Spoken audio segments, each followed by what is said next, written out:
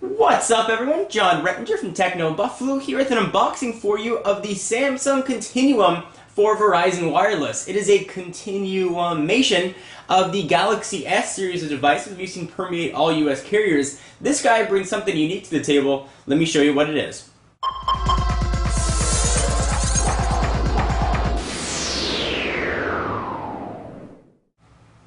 So with all unboxings, let's take a quick look at the box. We have a picture of the device on the front, and below is what's sort of unique about this. It's got a ticker, which is a Super AMOLED display that's going to show you some snapshots of information. We'll talk about that in a few minutes. Here's the device.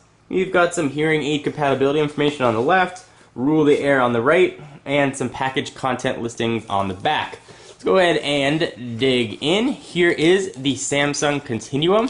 Push it off to the side for just 1 second and see what else we are going to have inside of the box. So we've got its 1500 milliamp hour battery, which is blue. We haven't seen a blue Samsung battery yet.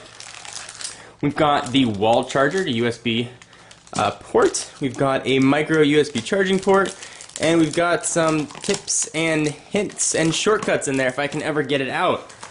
Go ahead and let gravity do the work for us.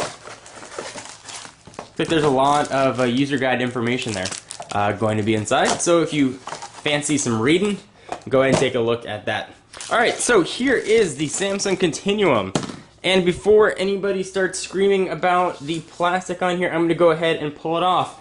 But you can see that it does show something a little bit unique on the side. Touch here. So there's a ticker display. It's activated on the side. So I'll go ahead and show you that. Go ahead and whoop this off. And let me run through the specs of this guy for you.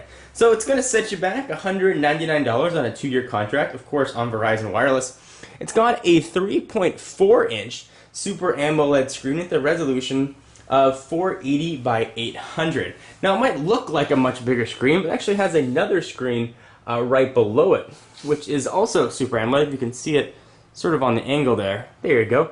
That is a 1.8-inch Super AMOLED screen with a resolution of 400 by 96. Super AMOLED means that the touchscreen technology is actually integrated into the glass on the display, which is going to mean that it's going to translate directly to darker darks, richer colors, and better visibility in direct sunlight.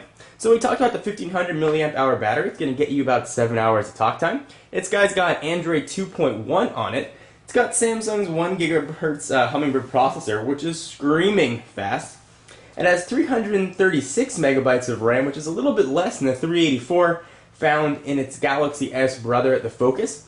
It's got a 5 megapixel camera sitting on the back with LED flash and autofocus that can shoot video at 1280 by 720, which is 720p, and it's got Wi-Fi and built in. Let's go ahead and pump in the battery and take a look at this ticker. I'm kind of excited to see what it looks like. So if you're looking at Verizon Wireless and you're sort of debating between the Continuum or the Fascinate, let me go ahead and tell you the differences. So here is the Fascinate for Verizon Wireless. It's got a 4-inch screen and it's one display. They both utilize that Super AMOLED touchscreen technology. However, the Continuum here makes use of this ticker display, which I'll show you. It's going to give you a bit of information. It's also where your capacitive buttons are going to live for the Android operating system. So if you want a more traditional phone with a larger display, the Fascinate is going to be a great option for you. If you're looking for something a little bit different and a different way to show your information and get quick view of things, you may want to take a look at the Continuum. But enough of me yabbering, let's go ahead and power the guy on.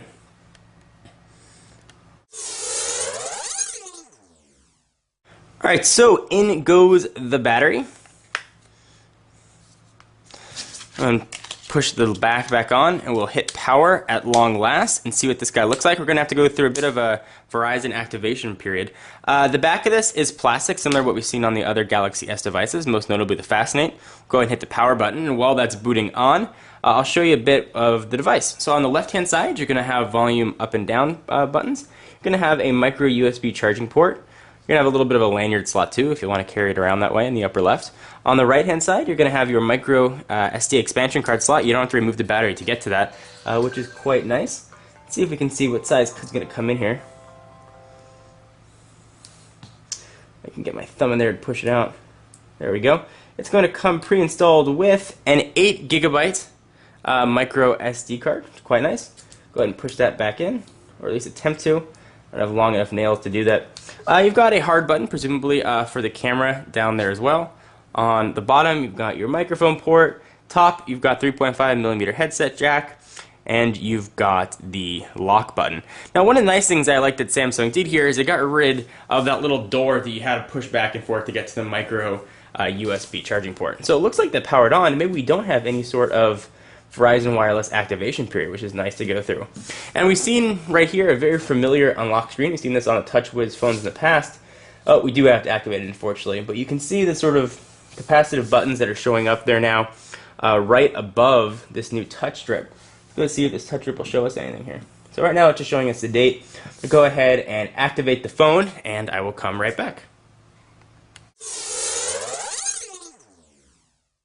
Alright, so we've got the phone all booted up and set up. Let me show you this little landing strip across the bottom. It's like the Pamela Anderson of phones here.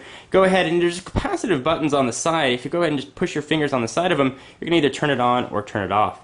So I'll turn it on. You can get some access to some information. I'm not entirely sure what this is going to show yet, since it's not fully configured. It looks like you can show some SNS, RSS. You can show Twitter updates here. So now it's pulling in some RSS feeds. If you click on it, it's going to go ahead and open it up for you. It's kind of a neat way to display information. Although I'm not sure if you're going to inadvertently tap the screen when you're trying to use the capacitive buttons above it, but we will definitely see. First impressions, it does have Bing Maps preloaded. It looks like the Google services for whatever reason are not here. See what the applications that are going to come pre-installed. We got the sort of the TouchWiz way of looking at things. So it is a 3G mobile hotspot capable, which is kind of nice. Go ahead and keep scrolling and see what else we have there. Looks like Blockbuster is there. There's the just mentioned Bing. You have a car cradle. If you want to use Google Maps navigation, Gmail, gallery, settings, talk, task manager, Scrabble, kind of fun. Mini diary. Looks like there's a Twitter client already built in. There's some Wi-Fi settings, Write and Go, voice recorder, and the rest of the VCast bundled service. See down below, I'm getting some RSS stuff popping up on that little ticker, which is kind of neat. So this is, again, running Android 2.1. I'll use this guy for, for a little while, as I usually do, and come back with a full review and let you know if this is going to be a worthwhile upgrade to your current phone. For just a very quick size comparison, in case you're wondering how the display is going to look. Again, this is a 3.4-inch display.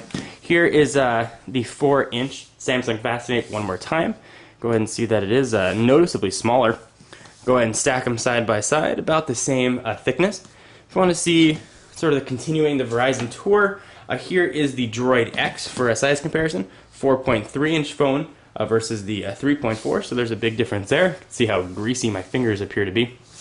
Go ahead and make a smartphone Verizon sandwich. You can see what those guys look like right there.